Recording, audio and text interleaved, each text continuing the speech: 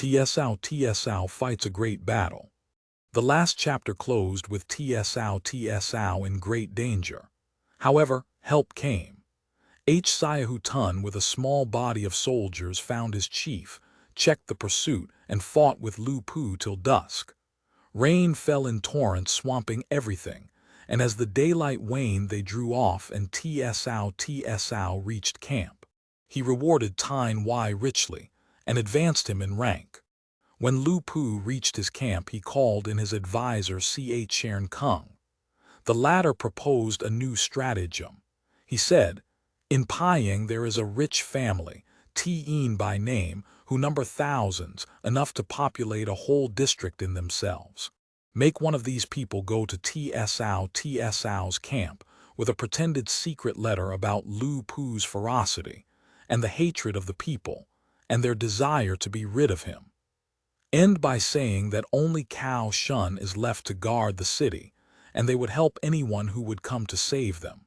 Thus our enemy will be inveigled into the city, and we will destroy him either by lyre or ambush. His skill may be equal to encompassing the universe, but he will not escape." Lu Pu thought this trick might be tried, and they arranged for the T'Ao family letter to be sent. Coming soon after the defeat, when TsʻAo felt uncertain what step to take next, the secret letter was read with joy. It promised help and said the sign should be a white flag with the word rectitude written thereon. "Heaven is going to give me Pying," said TsʻAo joyfully. So he rewarded the messenger very liberally and began to prepare for the expedition. Then came Liu Hua saying, "Lu Pu is no strategist, but Kung is full of guile. I fear treachery in this letter, and you must be careful. If you will go, then enter with only 1/3 your army, leaving the others outside the city as a reserve." TsʻAo agreed to take this precaution. He went to Pying, which he found gay with fluttering flags. Looking carefully, he saw among them at the west gate the white flag with the looked-for inscription. His heart rejoiced. That day, just about noon, the city gates opened, and 2 bodies of soldiers appeared as if to fight. TsʻAo told off 2 of his captains to oppose them. Neither body, however, came on to engage but fell back into the city. By this move the assailants had been drawn close up to the drawbridge. From within the city, several soldiers were seen taking any chance of confusion to escape and come outside. To TsʻAo, they said they were clients of the T'Ao family, and they gave him secret letters, stating the signal would be given about watch setting by beating a gong. That would be the time to attack. The gates would be opened. So the rescuers were stationed, and 4 trusty captains told off to accompany TsʻAo into the city. One of these, Lai Tyne, pressed upon his master the precaution of letting him go first. But TsʻAo bade him be silent. "If I do not go, who will advance?" And so at the time appointed he led the way. The moon had not yet arisen. As he drew near the west gate they heard a crackling sound, then a loud shouting, and then torches moved hither and thither. Next the gates were thrown wide open, and TsʻAo, whipping up his steed, galloped in. But when he reached the residence, he noticed the streets were quite deserted, and then he knew he had been tricked. Wheeling round his horse, he shouted to his followers to retire. This was the signal for another move. An explosion of a signal bomb was heard close at hand, and it was echoed from every side in a deafening roar. Gongs and drums beat all around with a roar like rivers rushing backward to their source, and the ocean boiling up from its depths. From 2 sides came bodies of soldiers eager to attack. TsʻAo dashed off toward the north only to find his way barred.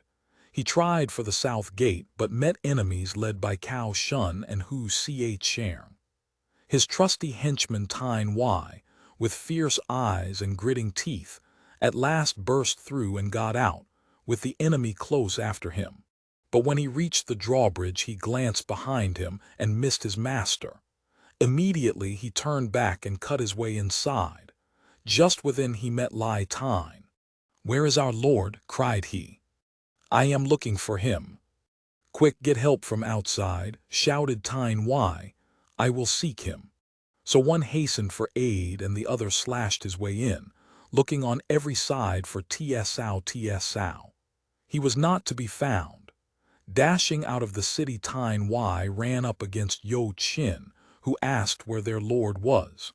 "I have entered the city twice in search of him, but cannot find him," said Tine. "Let us go in together," said Yo Chin. They rode up to the gate, but the noise of bombs from the gate tower frightened Yo Chin's horse, so that it refused to pass. Wherefore Tine alone went in, butting through the smoke and dashing through the flames. But he got in and searched on every side. When TsʻAo saw his sturdy protector cut his way out and disappear, leaving him surrounded, he again made an attempt to reach the north gate. On the way, sharply outlined against the glow, he saw the figure of Lu Pu coming toward him with his halberd ready to kill. TsʻAo covered his face with his hand, whipped up his steed and galloped past. But Lu Pu came galloping up behind him and tapping him on the helmet with the halberd cried, "Where is TsʻAo TsʻAo?" TsʻAo turned and pointing to a dun horse well ahead cried, "There, on that dun, that's he." Hearing this, Lu Pu left pursuing TsʻAo to gallop after the rider of the dun. Thus relieved, TsʻAo set off for the east gate. Then he fell in with Tine, who took him under his protection and fought through the press, leaving a trail of death behind till they reached the gate. Here the fire was raging fiercely, and burning beams were falling on all sides.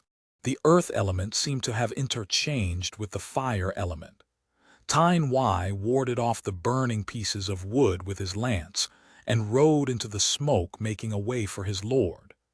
Just as they were passing through the gate, a flaming beam fell from the gate tower. TsʻAo just warded it off with his arm, but it struck his steed on the quarters and knocked him down. TsʻAo's hand and arm were badly burned, and his hair and beard singed. Tine turned back to his rescue. Luckily, Ts'ao Yuan came along just then, and the two raised TsʻAo and set him on Yuan's horse, and thus they got him out of the burning city. But the fighting went on till daybreak. TsʻAo returned to his camp. His officers crowded about his tent, anxious for news of his health. He soon recovered and laughed when he thought of his escape. "I blundered into that fool's trap, but I will have my revenge," said he. "Let us have a new plan soon," said Kuo-Chia. "I will turn his trick to my own use. I will spread the false report that I was burned in the fire and that I died at the 5th watch. He will come to attack as soon as the news gets abroad, and I will have an ambush ready for him in Mailing Hills. I will get him this time." "Really a fine stratagem," said Kuo. So the soldiers were put into mourning, and the report went everywhere that TsʻAo was dead. And soon Lu Pu heard it, and he assembled his men at once to make a surprise attack, taking the road by the Mailing Hills to his enemy's camp.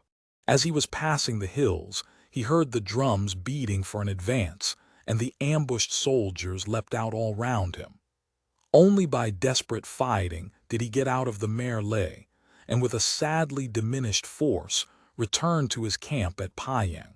There he strengthened the fortifications, and could not be tempted forth to battle.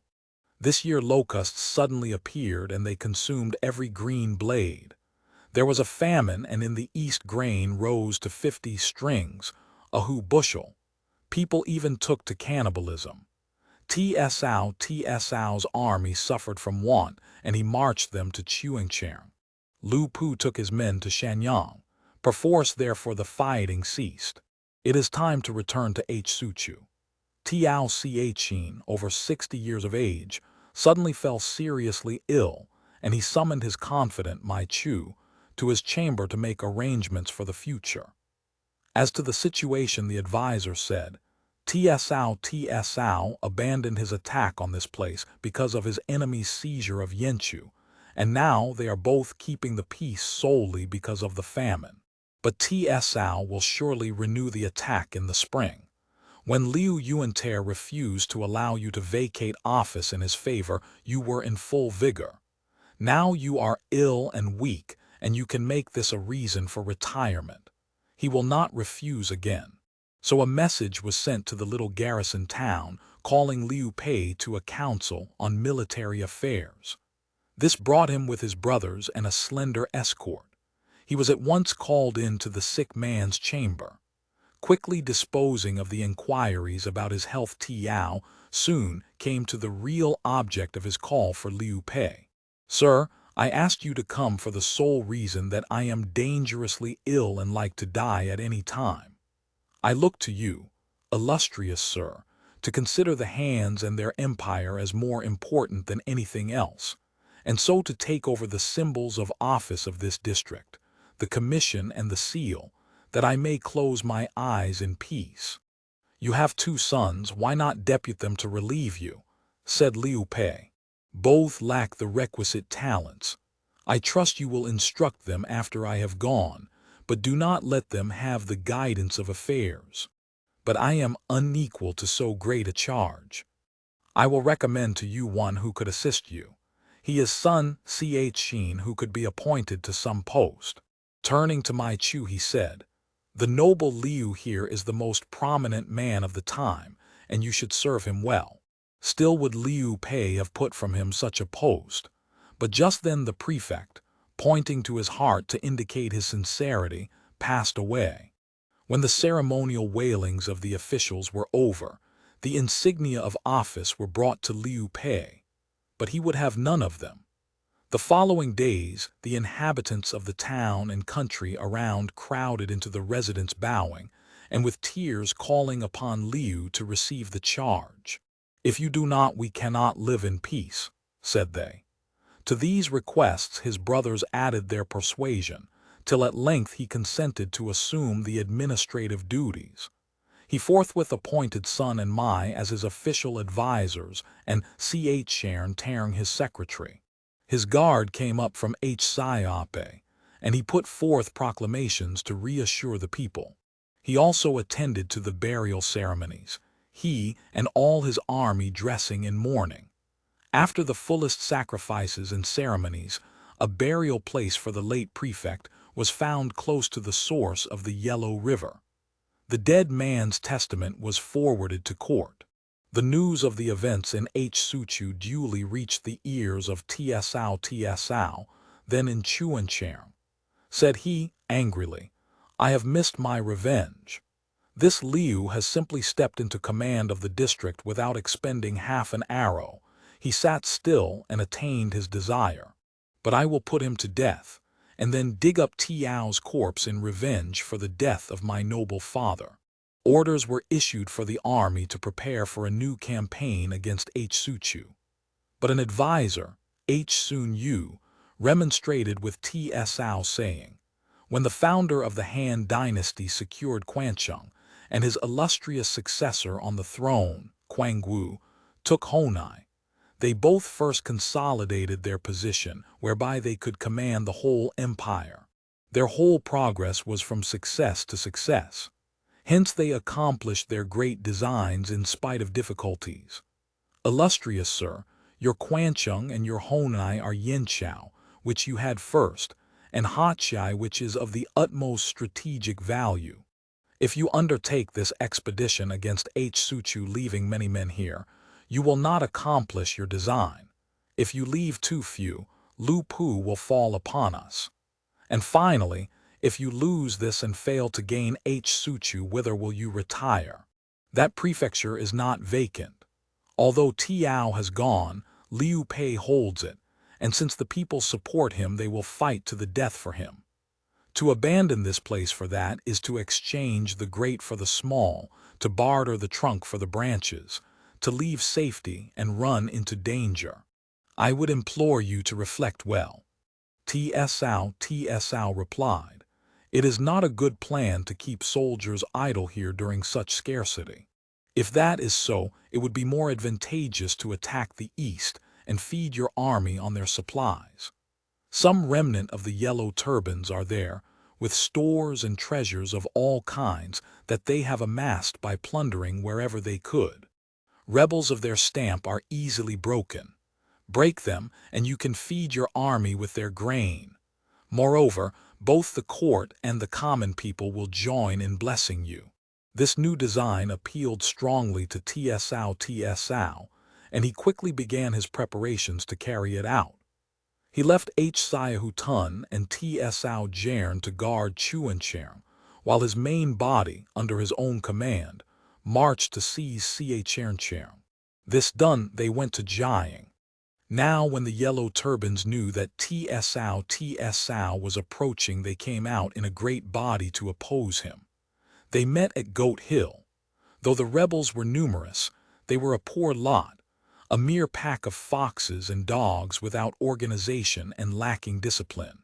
TsʻAo ordered his strong archers and vigorous crossbowmen to keep them in check. Ts'Ao was sent out to challenge.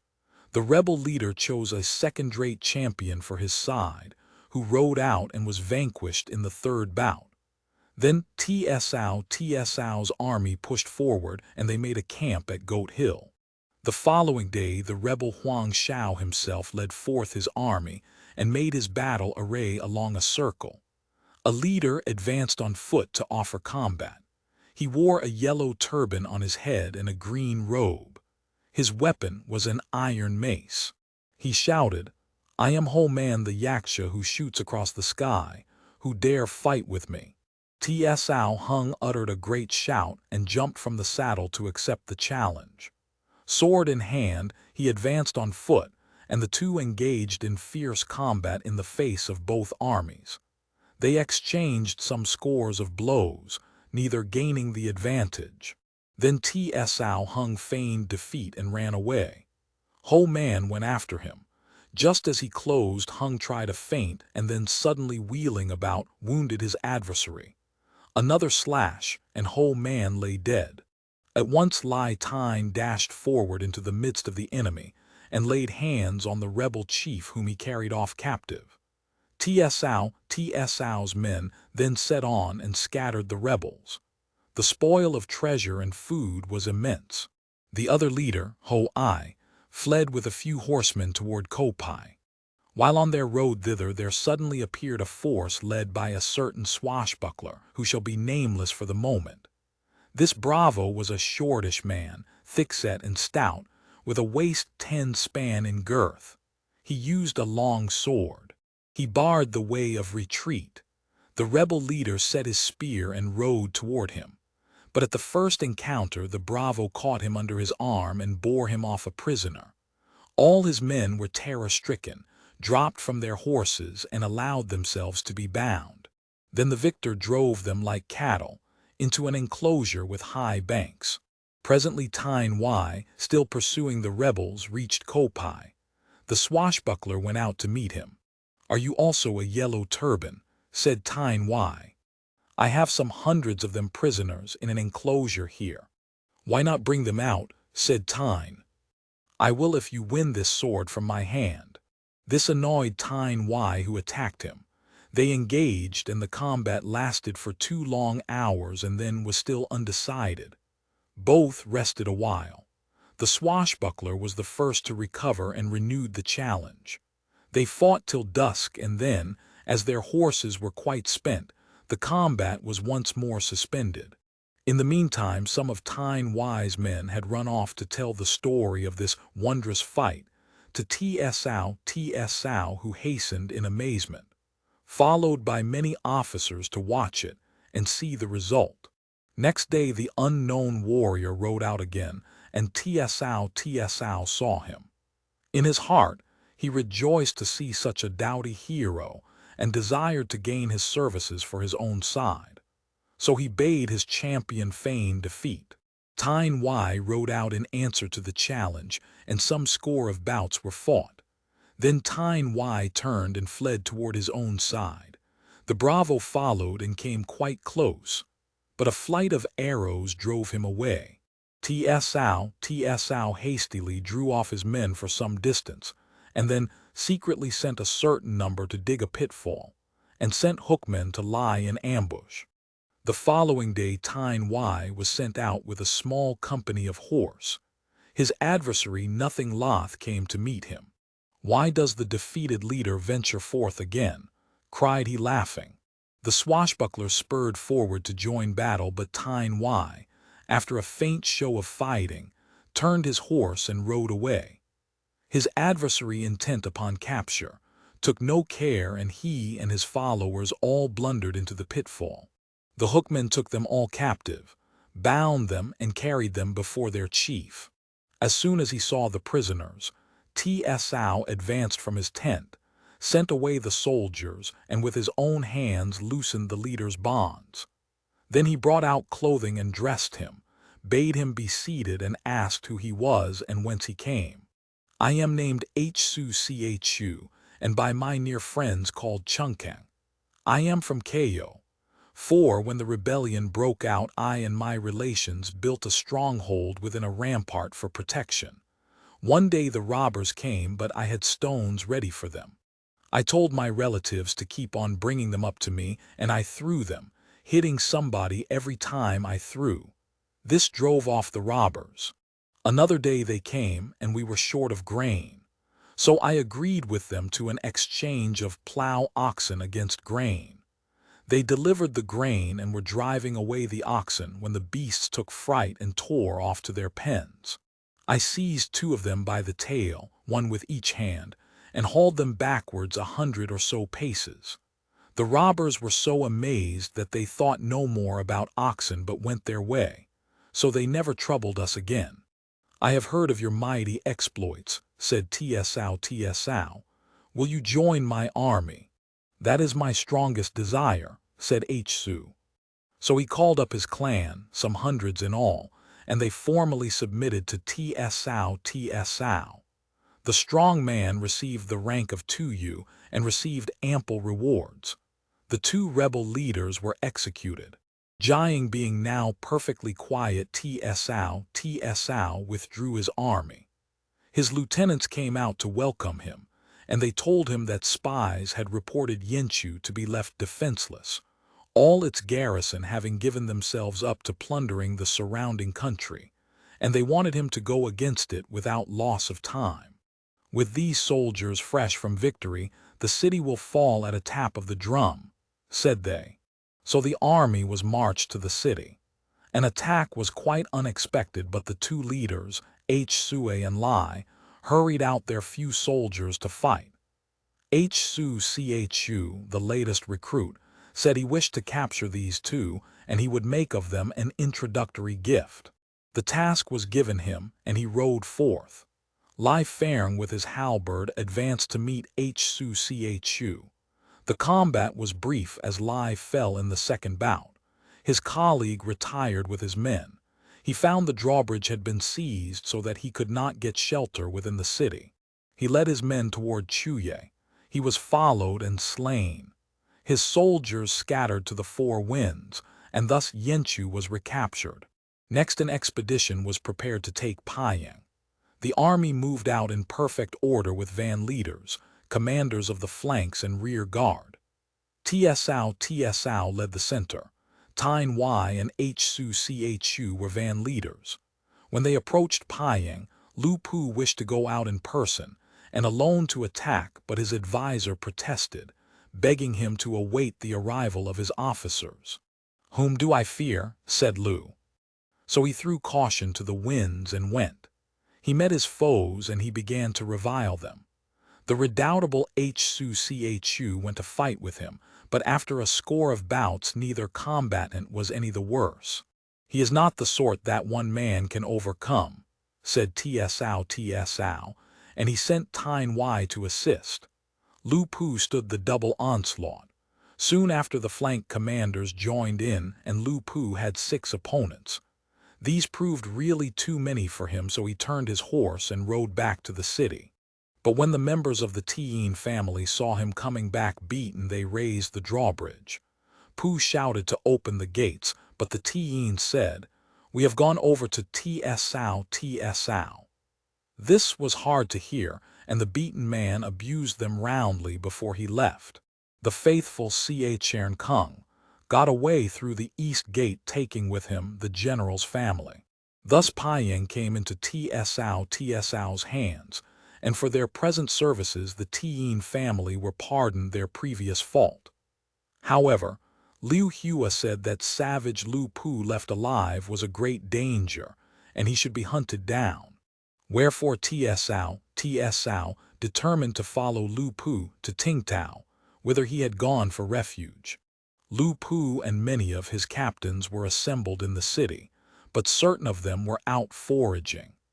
TsʻAo's army arrived but did not attack for many days, and presently he withdrew a long way and made a stockade. It was the time of harvest, and he set his men to cut the wheat for food. The spies having reported this to Lu Pu, he came over to see, but when he saw that TsʻAo's stockade lay near a thick wood, he feared an ambush and retired. TsʻAo heard that he had come and gone and guessed the reason. "He fears an ambush in the wood," said he. "We will set up flags there and deceive him. There is a long embankment near the camp, but behind it there is no water. There we will lay an ambush to fall upon Lu Pu when he comes to burn the wood." So he hid all his soldiers behind the embankment except 100 drummers, and he got together many peasants to loiter within the stockade, as though it was empty. Lu Pu rode back and told his adviser what he had seen. "This TsʻAo is very crafty and full of wiles," said the adviser. "Great care is necessary." "I will use fire this time and burn out his ambush," said Lu Pu. Next morning he rode out, and there he saw flags flying everywhere in the wood. He ordered his men forward to set fire on all sides, but to his surprise no one rushed out to make for the stockade. Still, he heard the beating of drums, and doubt filled his mind. Suddenly he saw a party of soldiers move out from the shelter of the stockade. He galloped over to see what it meant. Then the signal bombs exploded. Out rushed the men, and all their leaders dashed forward. Lu Pu was at a loss and fled into the open country. One of his captains was killed by an arrow. 2/3 of his men were lost, and the beaten remainder went to tell Kung what had come to pass. "We had better leave," said he. "An empty city cannot be held."